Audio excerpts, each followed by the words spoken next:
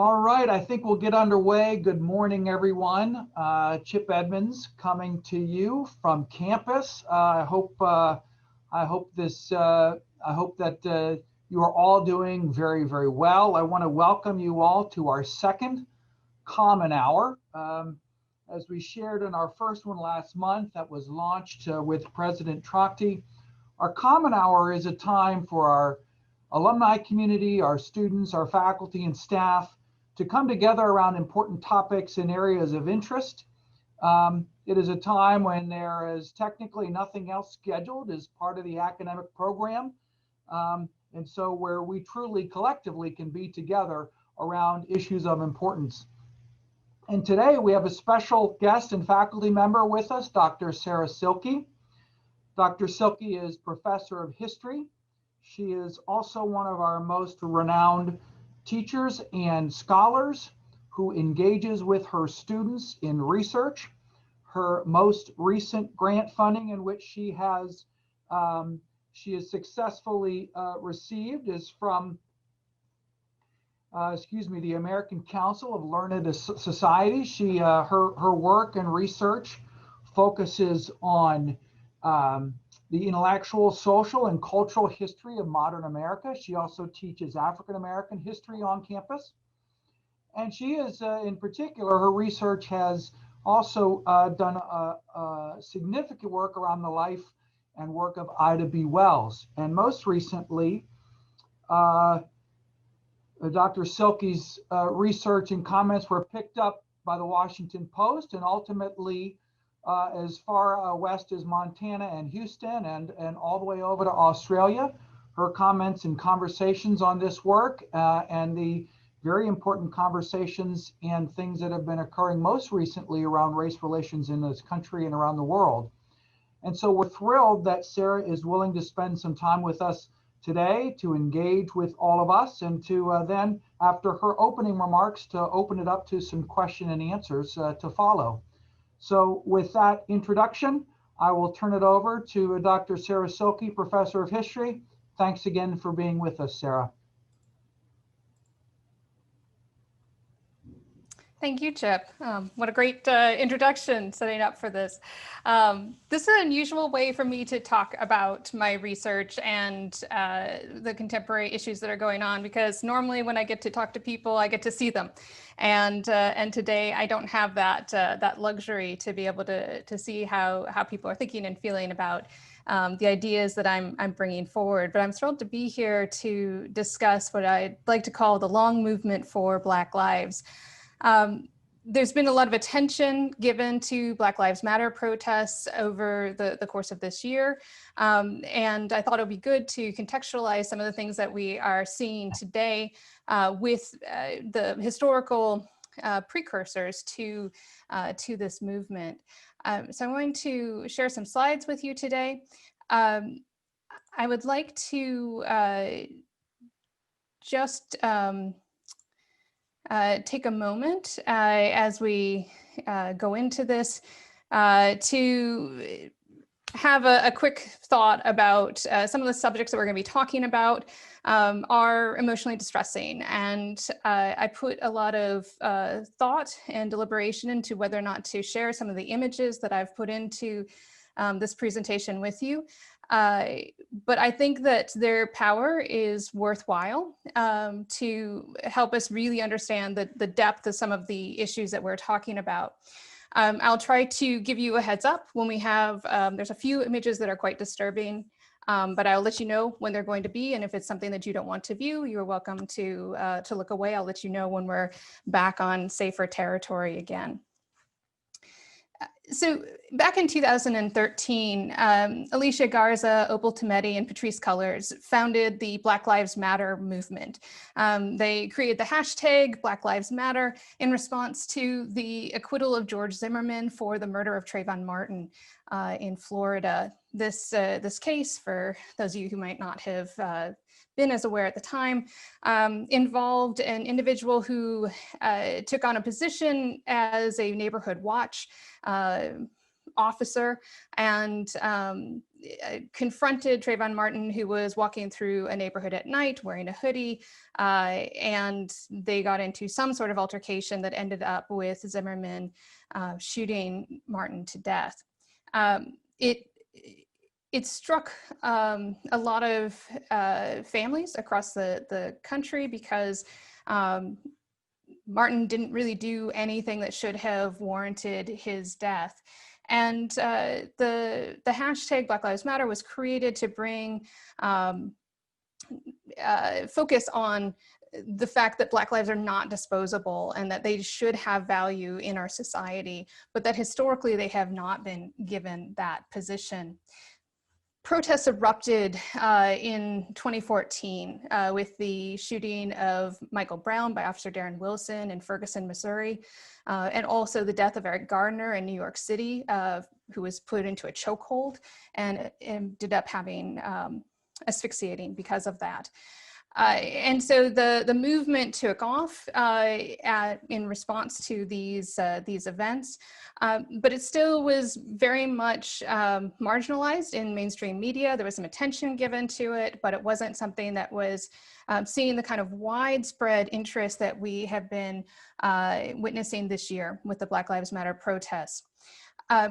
The grassroots organizers who arranged these protests kept going, and they continued to keep the Black Lives Matter movement moving forward as subsequent deaths, particularly in response to police violence, continued to be noted throughout the country. In 2016, we started getting some celebrity involvement in a more prominent way with the protests against police violence. Colin Kaepernick became famous for taking a knee during the national anthem in protest to the nation not giving equal opportunities and protections to Black citizens. But before that, Beyonce got a lot of stir for her album that was released in 2016, Lemonade, particularly the song Formation, and her performance, at the Super Bowl that February. So in Beyonce's music video, she has images that invoke the devastation of Hurricane Katrina, police violence, the shooting of Trayvon Martin with our young person wearing a hoodie in front of a line of police officers, and please to stop shooting us. This created a sensation, and when she performed at the halftime show at the Super Bowl, her imagery that she invoked in that performance likewise garnered a lot of attention. The X formation that her dancers chose mirrored the symbol of Malcolm X, who was famous for the phrase that we should try to achieve Black equality by any means necessary, which was often interpreted as a mild threat by the white community and the government. Her dancers had militant uniforms that not only invoked the image of Michael Jackson's famous performance at the Super Bowl years earlier, but also the Black Panther Party and the militancy of the Black movement for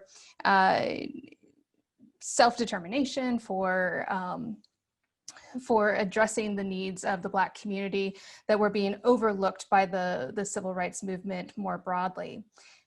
And so for many Americans, particularly white viewers, they saw these as images of armed Black radicals who were protesting in the California state legislature in 1963, who were observing police stops of citizens in their community, becoming citizen observers, trying to provide a witness to the encounters that individuals had in their interactions with police in order to be able to provide them with instructions and guidance, and also to make sure that there was another voice being able to record what happened in those encounters. They were the cell phone cameras of their day, trying to observe and contain, restrict the overall power of policing in Black communities.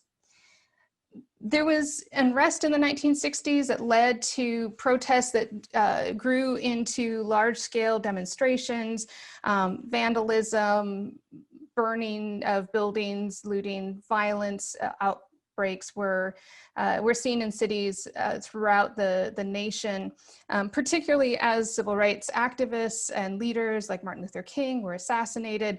The anger and outrage and frustration of the Black community bubbled over and resulted in an expression that of disorder that mirrored and reflected King's own observation that riots are the language of the unheard, that people who are marginalized to the point that they are seen as being outside of society and excluded from the opportunities of being an active component of society are going to end up using other means by which to be heard, and often the means that the majority are not going to feel comfortable with. In 1968, the Kerner Commission released a report on the civil disorders that had erupted in urban areas throughout the nation. And they reached a startling conclusion that our nation is moving towards two societies, one Black and one white, separate and unequal. And they warned that if this were not actively addressed, if this wasn't a path that was corrected, that we would soon find ourselves in a completely disconnected society where people who are white and people who are Black live in very different realities. And as a result of that, we're going to see additional conflicts happening in the future. If we turn back to the 2016, 2017 era, as Black Lives Matter protests are continuing to erupt in response to case after case of police violence against unarmed Black citizens. The Black Lives Matter movement came under a great deal of fire from critics, both large and small. There was a letter that was sent to Evanston, Illinois business owners who had put up signs supporting the Black Lives Matter movement in their shop windows, protesting against them. This individual, only identified as Andrew, wrote a letter that then made the rounds on social media, arguing that Black Lives Matter is a racist organization and shows itself to be a lawless group. This information is public record, which you can easily research on the internet. The vast majority of occasions where Black men died were due to the lawless acts committed by those men. You're entitled to believe what you want, but you're not entitled to the facts, and the facts are not on your side. Importantly, Andrew hits on a key idea that I want to talk about today. This assumption that the individuals who are killed in these moments of confrontation with power and authority in our country are assumed to have committed lawless acts that put them into that position that resulted in their death. And I think that there's more to this that we need to consider, but that is a very powerful idea that that has strong roots historically in our society. At the time that these protests were being launched, a lot of the evidence of the violence in situations between protesters and the police, the public, revealed overreactions by those who were against the Black Lives Matter protesters, leading to those violent confrontations. This year we've been spared political rallies because of the pandemic. But in 2016, leading up to the election, there were a number of violent confrontations between participants in political rallies and Black Lives Matter protesters. And some of these moments become quite telling about the underlying narratives that are informing people's responses and reactions. In a Las Vegas rally in December 2015, Ender Austin III was removed from the rally by security personnel for protesting against then candidate Trump's policies about immigration and particularly his attitudes towards Muslim Americans. while he was being dragged from the arena, a member of the crowd was heard yelling out that they should light him on fire, right? In another instance in Fayetteville, North Carolina, Franklin McGraw punched Rakeem Jones as he was being taken out of the arena by security. And he talked about to cameras, on cameras, he gave an interview and said, next time we might have to kill him. These statements have historical roots in the history of lynching in this country. This is a scene of the preparations for the lynching of Henry Smith in Paris, Texas in February of 1893. Smith was accused of having committed an assault and a murder on a child, and the community in Paris, which was the county seat at the time, organized a large-scale event, a community event. They closed the schools, they put on special excursion trains, they invited people from the neighboring communities to come and witness and participate in this lynching. There were 10,000 people who were in attendance at this thing. The case was so shocking to the world that it created an opportunity for Ida B. Wells to be able to enter into public debates about lynching and racial violence in this country, and to bring that message to the broader public. In her protest pamphlets, she critiqued key instruments of Black oppression that had been established in this country. Class legislation, as she called it, but what we would now term segregation legislation. The convict lease system, which was a system by which communities could, instead of providing for prisons and jails, they could instead have a convict lease system where you convict people of crimes, sentence them to hard labor, and then rent them out to either the state to do infrastructural improvement projects or to businesses to assist them in getting ready access to a cheap supply of labor. And also lynching. The use of mob violence to extrajudicially punish people who are seen to have somehow done something that violated community norms. And she saw these three components as working together to create a system of oppression for Black Americans. So segregation provided laws that made it easy to have reasons to convict people of crime and put them into the convict lease system.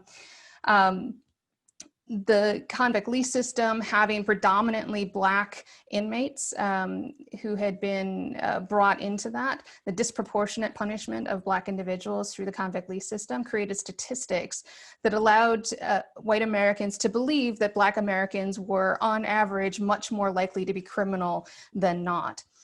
This then fueled the acceptance and the comfort of many white Americans with the lynching of African Americans accused of crime. And then lynching was used to reinforce social boundaries to keep segregation intact. And underlying that was this narrative that was created about the Black beast rapist, that segregation was necessary to protect white women from Black men who, if they had the opportunity, would rape them. And so the excuse for lynching became that Black men couldn't be controlled. And so through the judicial system was never going to be able to provide good resolution to moments of conflict. And so therefore, Black people had to be put down as you would a rabid animal.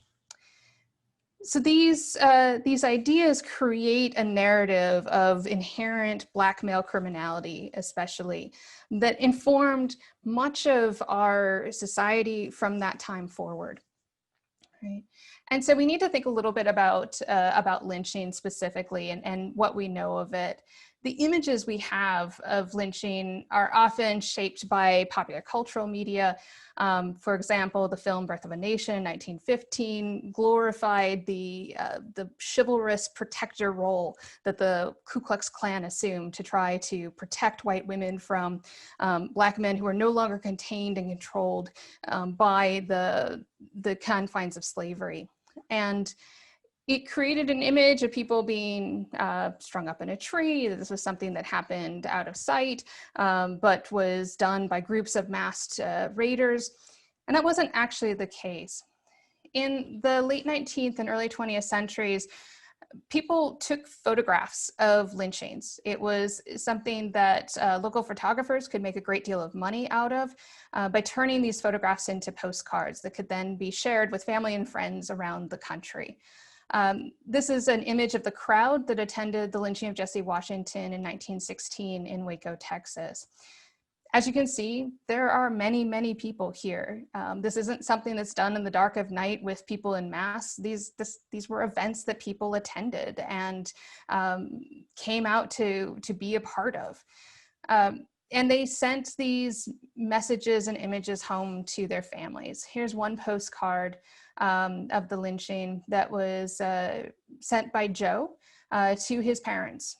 He writes on this is the barbecue we had last night. My picture is to the left with a cross over it. Your son, Joe.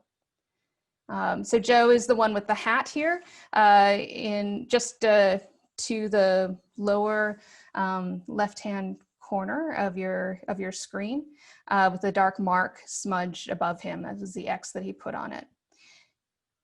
He's proud of his participation in this event. He is excited to have been there, just like our gentleman who told the camera is that next time we'll have to kill him when he punched the protester at the rally.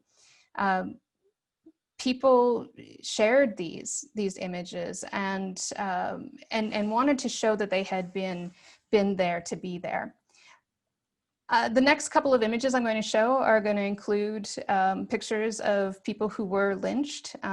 The first one is by far the worst image that I'm going to show. So if you don't want to look at this, please look away now. This is the rest of that postcard that Joe sent to his family. This was the body, the charred remains of Jesse Washington after he had been tortured and mutilated and hanged and burned. His body was burned for almost 2 hours with people putting it in and taking it out of the fire. Crowds gathered to get souvenirs from his body after the fact. This was a terrible event. And as you can see in this photograph, the men who are in the crowd have strong, determined expressions. This is something that they feel strongly about was the right thing to do. And in our society, in this period, Jesse Washington's life had no value. He had no rights, no one was going to come to his rescue, and there was going to be no repercussions for these events, for his death. This is an image of the lynching of Lige Daniels, who was accused of murder. He was 16 years old when he was murdered. On the back of this postcard is the message, "This was made in the courtyard in center of Texas. He is a 16-year-old black boy. He killed Earl's grandma. She was Florence's mother. Give this to Bud from Aunt Myrtle." People use these images to share news about the family, to show what was going on, and to assert that this was something that was acceptable in our society. In the picture, you have a crowd of people underneath the body, including a number of young boys who are being trained that this is the right and manly thing to do to protect your community. This next image is a lynching of Reuben Stacy, who was killed during the Great Depression in Fort Lauderdale, Florida. Stacy had been looking for work. He was hungry, he had no job, and he was looking for an opportunity to work for food. He knocked on the screen door of a farmhouse and startled the woman who lived inside. She raised alarm, and the community came and murdered him on the suspicion that he might have been trying to assault her. In this image, we have pictures of young girls who have been brought to see the body, to show them how white men in their community protect them by murdering people. That's the last of the images that include lynched bodies that we're going to see today. So these images, though, have a strong resonance in our society that continues to this day. A few years ago, when I was looking for different things to bring into a class discussion and a presentation, I did a search on YouTube for lynching just to see what kinds of things I might find. And some young people had jokingly created this short camera video of hoisting up their backpack so that it would be out of the way of bears. And for them, it reminded them of lynching. And so they claimed in the caption that they had lynched Louis' pack and posted that as a joke. In many ways, the true horror and terror of lynching in a society has become erased for many white Americans. They haven't really understood the degree to which the message that Black bodies have no value in our society was internalized by the nation is something that people have forgotten. And so that underlying narrative of Black male criminality, of Black licentiousness, of the need to try to control, that the criminal justice system in and of itself is not necessarily enough to be able to handle all of this, have left lasting ripples in the way that our society operates and the kinds of ideas that we have today. There are core ideas that are identified in these components. Segregation is a form of opportunity restriction, making sure that people don't have an opportunity to gain social and economic and political power in order to be able to advocate for themselves and their community's needs. Physical control through the use of law enforcement and violence, particularly lethal levels of violence, to provide a level of terror that keeps people from being able to assert themselves and to try to become something more. We have modern equivalents of these instruments in our society today. Poverty, wealth inequality, income inequality, restriction of opportunities, discrimination in employment, and educational settings that are funded on the basis of property taxes and other things that provide for unequal footings. We have mass incarceration, this experiment in aggressive and pervasive policing in minority communities, the disproportionate sentencing of minority individuals for crimes when they are convicted, and massive campaigns of stop and frisk, broken windows policing, things that bring poor communities in particular into much greater scrutiny than the broader public. And finally, the use of state-sanctioned violence.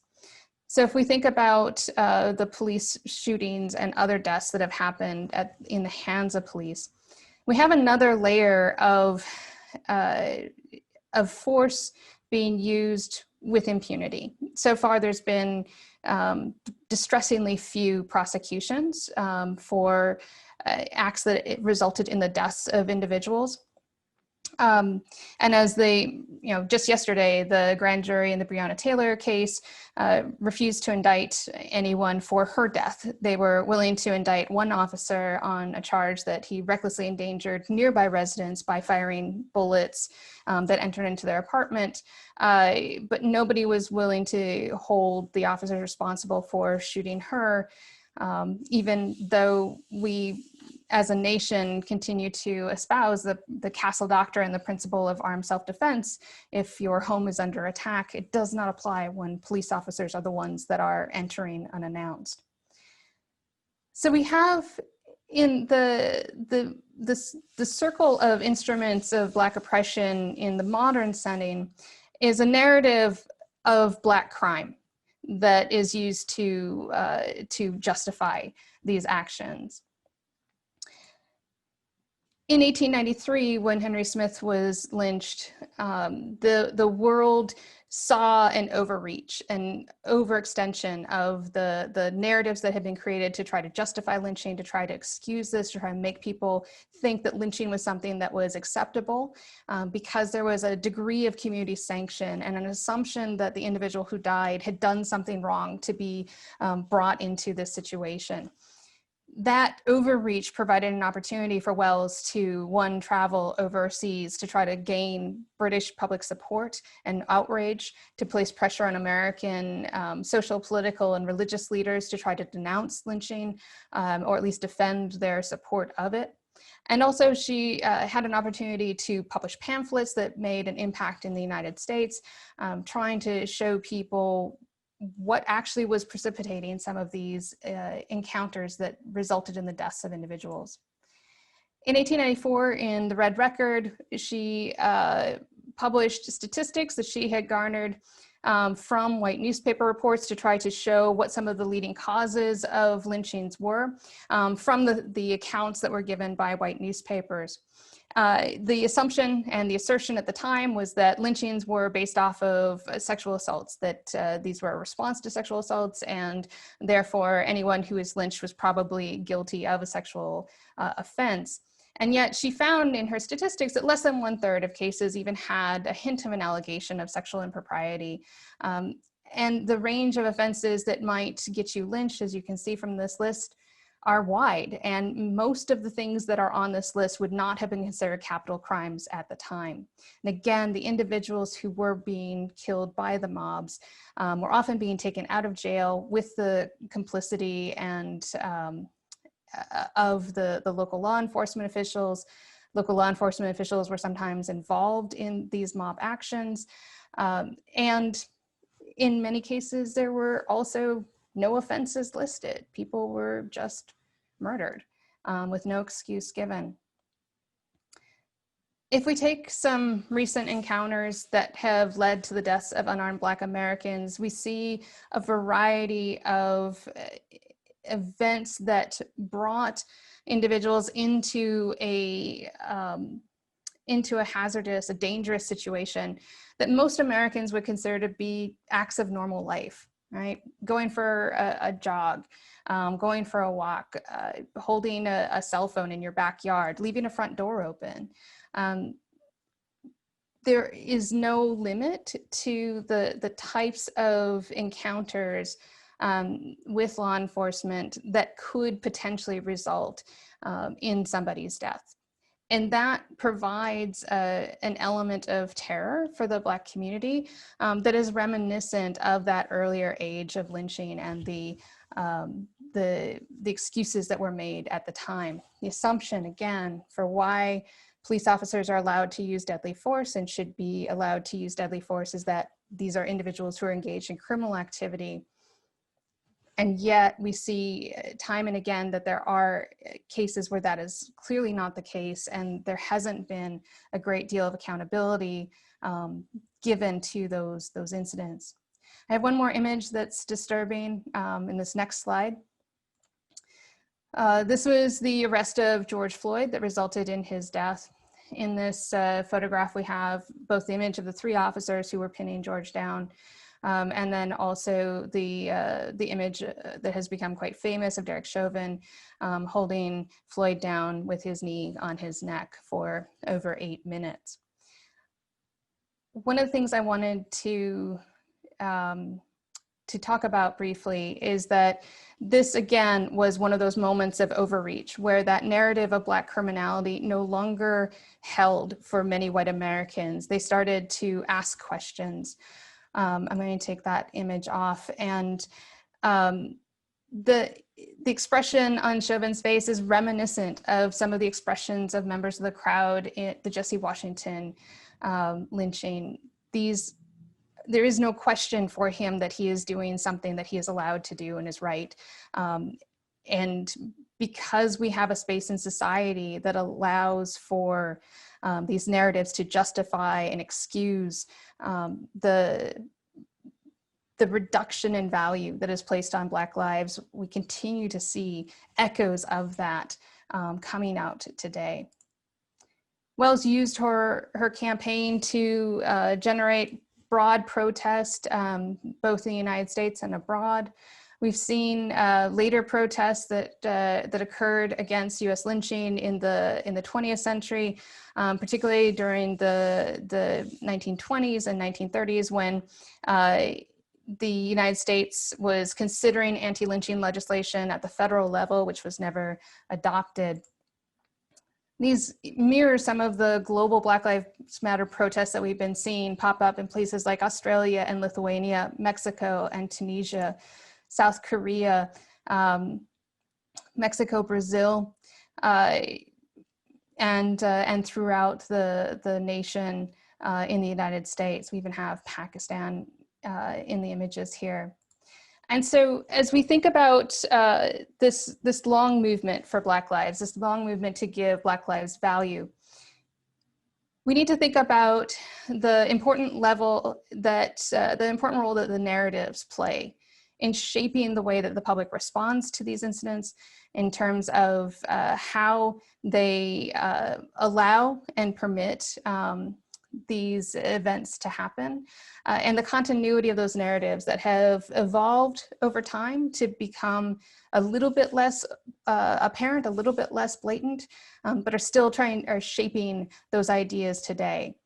I want to make sure that we have some time for some discussion. So if you have questions, I'd love to hear them. If you have questions later in the future, feel free to contact me. My account information is here.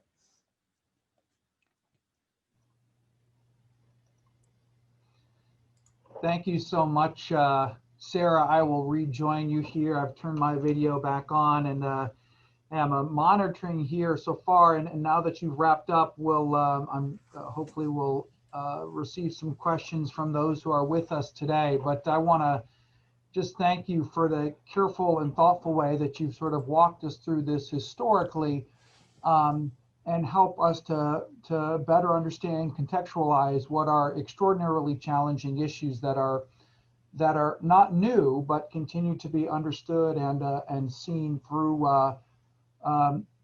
perhaps lenses that we shouldn't see them through. And so I appreciate for the really thoughtful framing here.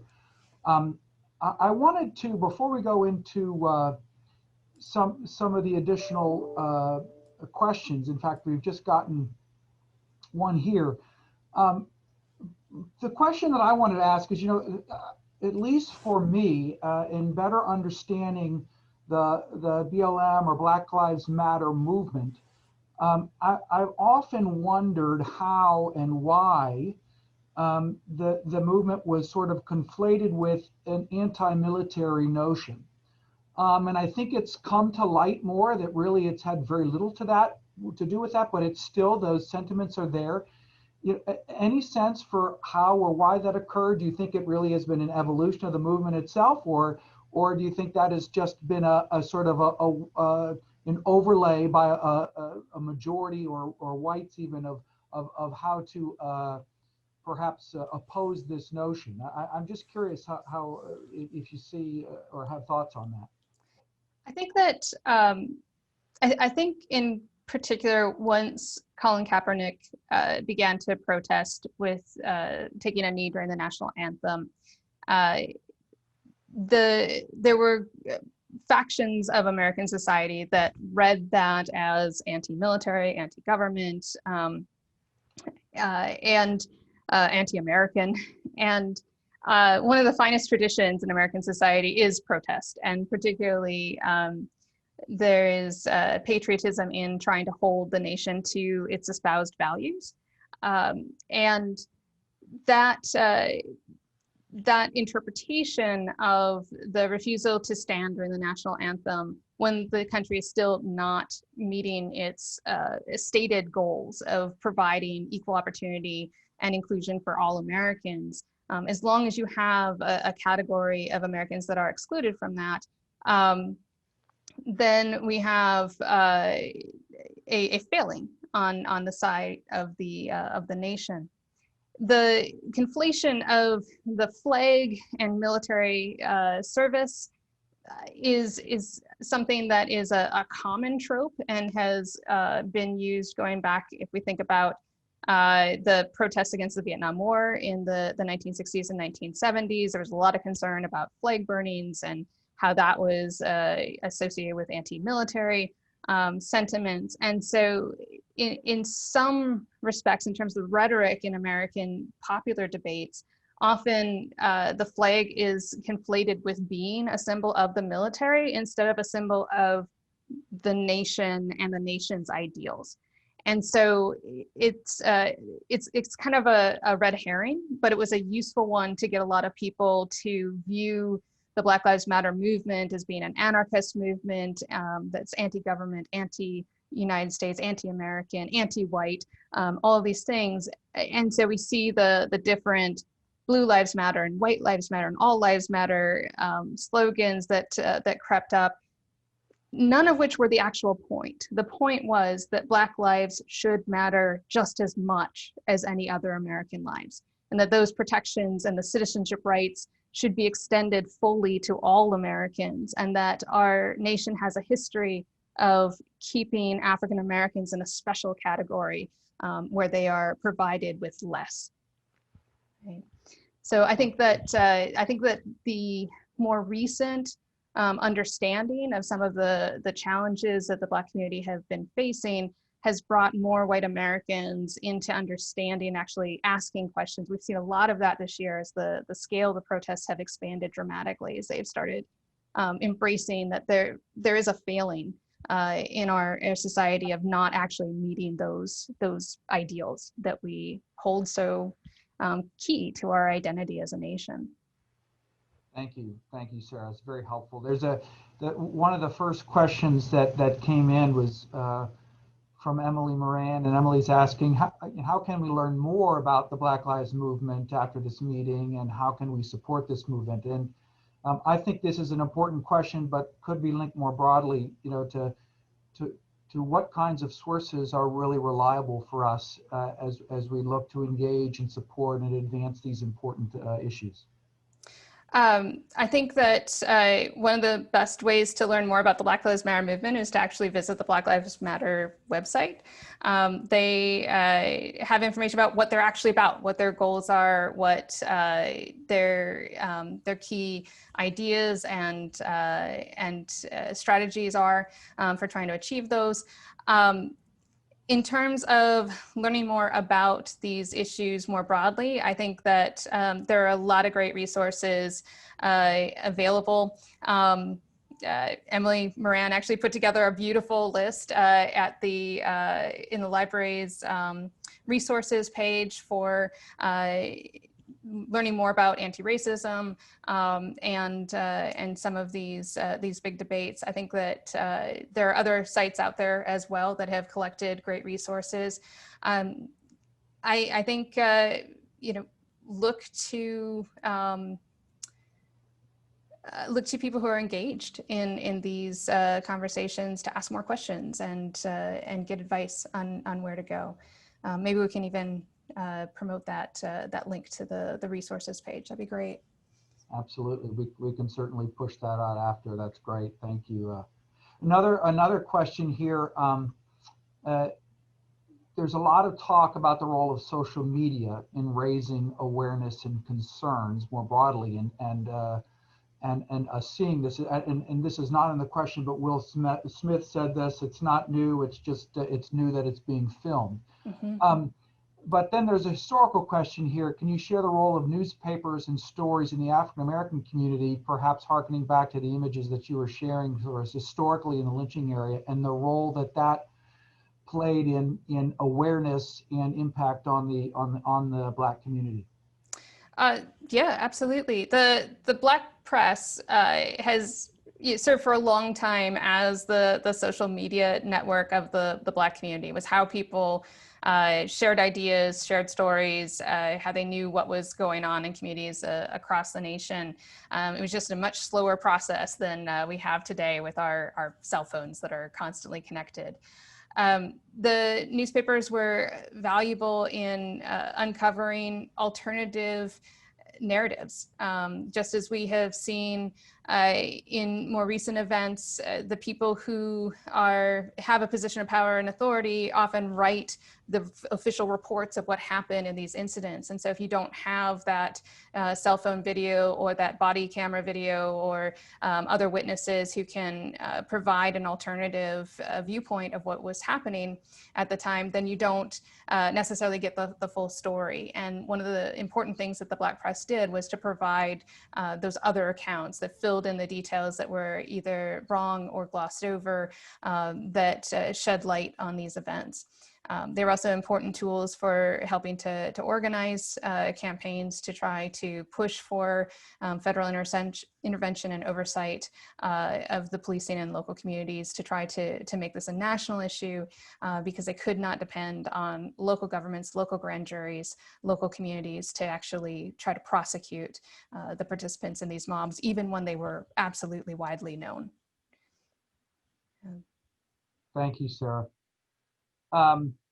Brenda's asking if we'd be willing to share the slides of the instruments of oppression over time, as they've been really very helpful today in recognizing what is happening in modern society by overlaying the historical roots of that. And I believe our short answer is yes, I believe, but Sarah, I'll let you officially answer that, how we might be willing to share some of these things. Well, this will be recorded and posted on the college's website shortly. You're welcome to borrow from that. I have no objections to it. Great, thank you for that openness and willingness. And one of my classmates from the class of 1998, Brenda, thank you for your question, and a very thoughtful one here, asking if you could talk a little bit about the relationship between our nation's death penalty and prison industrialization complex and the history of lynchings and convict leasing. Do you think there are lessons to draw from how our nation has turned the corner a bit on capital punishment, and how we can better engage to address the issues fueling BLM, the Black Lives Movement, and police brutality, et cetera? It's a complicated area. There is some great work that's been done out there. I highly recommend Michelle Alexander's The New Jim Crow, who does a great job of exploring mass incarceration and how it functions differently than the convict lease system did. Convict lease system used Black labor through policing. They used the criminal justice system to secure cheap Black labor. There is some prison industry today still. I mean, you're still allowed to force people to labor as part of their punishment for crime. But mass incarceration has taken things a step further and eliminated people from the job market. Right? We have so many restrictions. Not only do we allow felony disfranchisement, but we allow open employment discrimination against anyone who has a criminal record. And so many Americans find themselves on the margins of society, not able to come back into society and be able to develop a viable work life that's going to allow them to support themselves and their families. And so those questions, those changes in the function of what the criminal justice system is providing to communities makes it a little bit more difficult in some ways to address the problems today than it would be to just remove the convict lease system in the past, things like that. The death penalty reforms were actually one of the things that's lynching historians have pointed to as promoting the outbreaks of mob violence. One of the things that happened in the 19th century that seemed to inspire many communities to move towards extra legal killings was that they were unsatisfied with the efforts to try to make the death penalty more sanitized and more private, and to remove public engagement from that, and to also make more crimes be punishable by imprisonment rather than by execution. And so Michael Pfeiffer has a book on the roots of rush justice and the development of a backlash against the due process system. People didn't like that there were lawyers and requirements, and you had to actually follow procedure and all of these things that provided individual rights. And so they circumvented the judicial process in order to be able to get what they felt was a satisfactory conclusion to these issues of crime. So there's I'm sorry, the question disappeared, so I'm not sure if I'm catching all of the elements. It was a great great question with lots of different pieces. It's a very complicated system. I think that the history does help us in terms of thinking about what's happening today, because all of the things that were established in the past have continued to influence the way that we think about and talk about policing and law and order and punishment today. The tough on crime measures invoke the same imagery as the law and order campaigns of the late 19th century. They just took some of the racist terms out of some of the speeches and tried to make it look more colorblind than it actually was in practice. And so I think if we can stop ignoring the underlying narratives that have allowed these systems to work in this manner, then we're going to be able to actually have more open and honest conversations about how these systems work, how they're created, and what their intentions truly are. Thank you. And so our next question here from Jack. Hi, Jack. Hope you're doing well. There's a comment here about either Marxist backing or communist support of the BLM movement and its organization, and perhaps you have some insights related to or information related to that. I'm not an expert on what the communist organizations are doing today, but I can say that in the past, the Communist Party has a long-standing tradition of supporting equality for all Americans, regardless of race.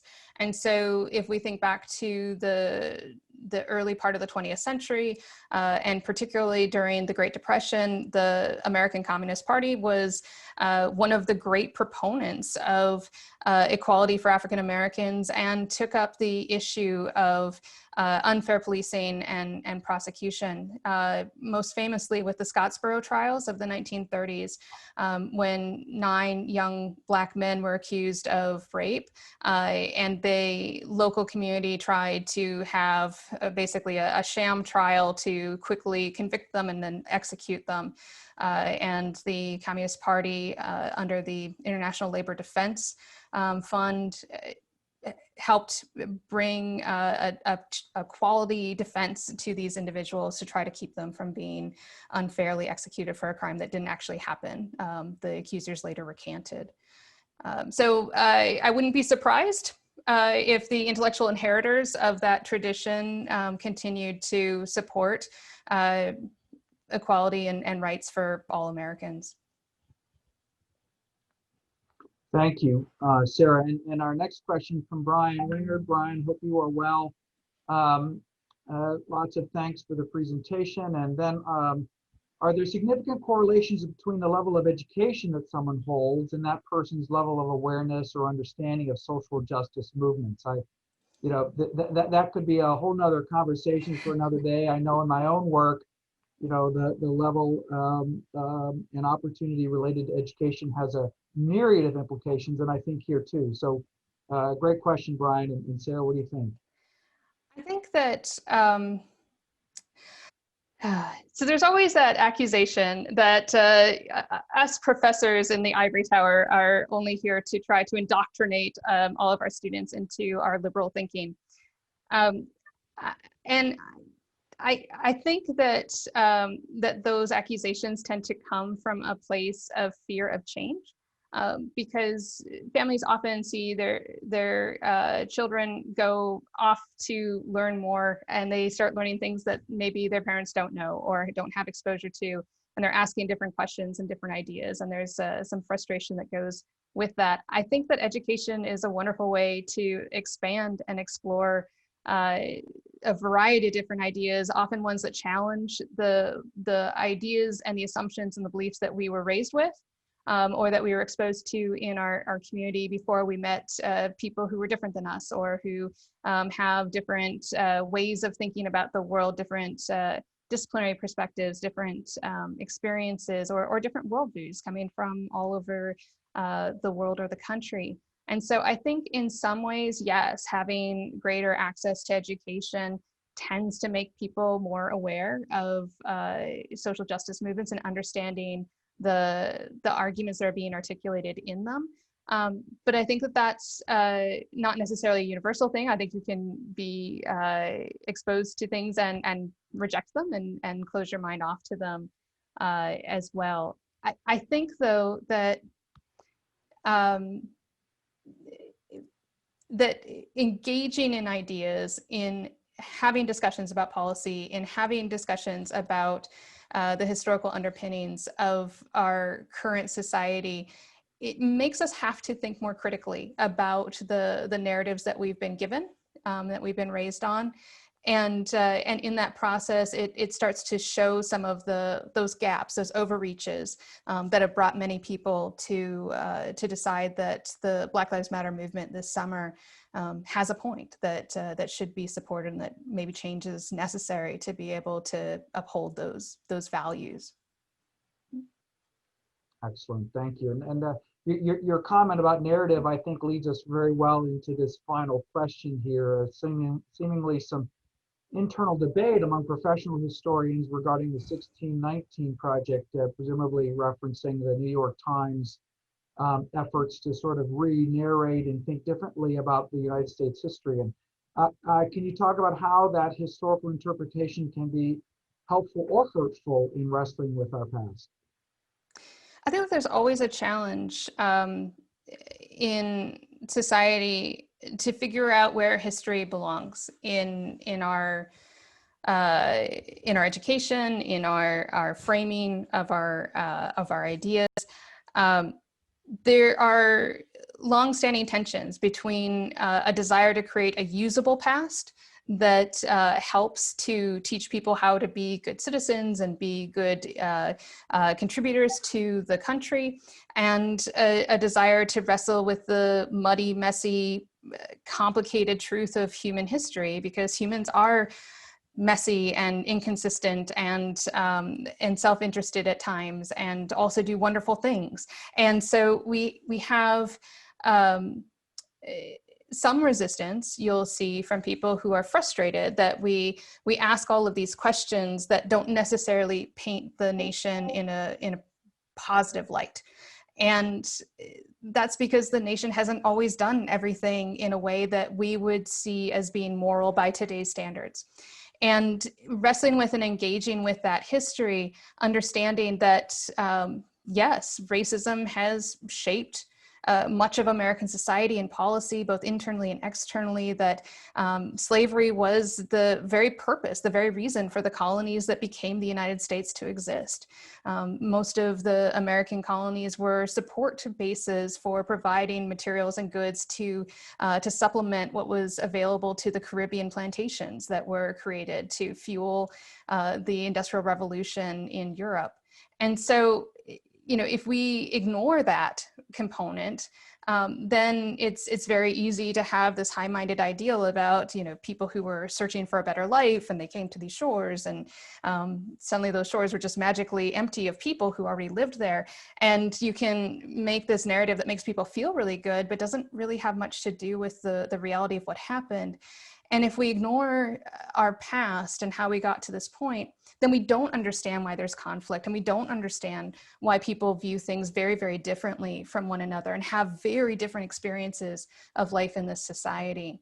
So it's sometimes painful growth, but I think it's absolutely necessary growth to actually come to terms with that past. Thank you, Sarah. And our final question before we look to wrap up here, and maybe just some closing remarks, is the idea that we collectively grow out of these ideas really even feasible? You know, do older ideas indeed really die off, or is the evidence such that that's not reasonable, and we need to actively target to correct the issues the issues at hand? That's a question from Jeremy Chobot. Jeremy, hope you are well as well. So Sarah, thoughts on that final question? I think it's a combination. I think we need both. I think that there is change that happens naturally over time as people, as younger generations come up and begin to come of age and take power and have a voice and an influence. I think that they have a great ability to shift the Overton window of what's possible and what's acceptable. I think that at the same time, like, ideas do need to be actively targeted. They do need to be deconstructed. And that's part of why I think that these underlying narratives and the damage that they provide is something that needs to be hit head on. They need to be unraveled and replaced by usable narratives that actually have a better relationship to American society. But if we think about some of the progress that has been made in recent years, I know before it happened, most people couldn't have envisioned that we'd have marriage equality in this country, that would have ever been possible in our lifetime. And so there are tipping points where things come together and we make big shifts, and then people adjust and they start to settle in and accept that things are not how they used to be, and sometimes that they're better, right? So I think that it's a combination of both. I think that things change over time as new people come, new voices come into these debates, and more diverse voices come into these debates. But there's also fallacies that need to be dismantled and taken apart so that there is room for productive discussion to move forward. Thank you very much, Sarah. You know, for me at least, one of the big takeaways from today, apart from the historical context that you provided, is how is it that we as either citizens or members of the human race, how is it that we can more quickly hear and listen to criticism from different people, and have that criticism not be marked by either, on one hand, just trying to improve something, or on the other hand, what comes off as being anti or hating the thing that they're criticizing. And I think what you brought to the fore is for just because it's a voice of difference does not mean that it is not equally legitimate, and we should not try and find a way to respect or understand and not cast it off. In my mind, it's kind of like, I can criticize my dad, but if anybody else does, you're out of bounds. And how is it that these different voices, we can collectively appreciate, listen, and see them as with a desire to build up rather than tear down? And so, for me at least, you've done a lot of that work today. And with that, I'll turn it over to you for any final remarks, perhaps in the spirit of that, or anything else that you think would be important for us to think about as we close out today. No, I think you summed it up perfectly. One of the hardest parts about teaching about race in the classroom or in engaging with the public is that none of us want to feel implicated in things that have caused harm to other people. And so we need to enter into these discussions with a degree of humility and a degree of openness, that not everything is about us, right? That this isn't necessarily about us, but that we have roles to play in trying to make things better. And that if we really believe in these ideals of equality and opportunity, and the idea of the American dream being open to all individuals and not just to a small select group, then we have to all play our roles, play our parts in trying to make that happen. And so we sometimes have to let our ego set aside, and that knee-jerk feeling of like, I feel like I'm being criticized. It's like, well, no, not necessarily. You are an inheritor of this situation, of this environment. And if you can set that ego aside for a moment to be able to hear what's being said, there's often things that you'll find greater degrees of agreement on than separation. And that can be very empowering to help you find ways to move forward to make that a reality. Thank you very much, Sarah. Really so well said. And I want to thank you again for spending an hour with us for our second Common Hour. We have our third Common Hour coming up on Thursday, October 22nd. We'll be with Dr. Caroline Payne as we begin to think about the importance of democracy and looking at through the lens of national elections. This is a big fall for us here in the United States, and so we'll look forward to that. But again, Sarah, thank you so much. Great to be with you, and all the best for the balance of the semester. Thank you so much for having me. Bye all. Thanks for being with us.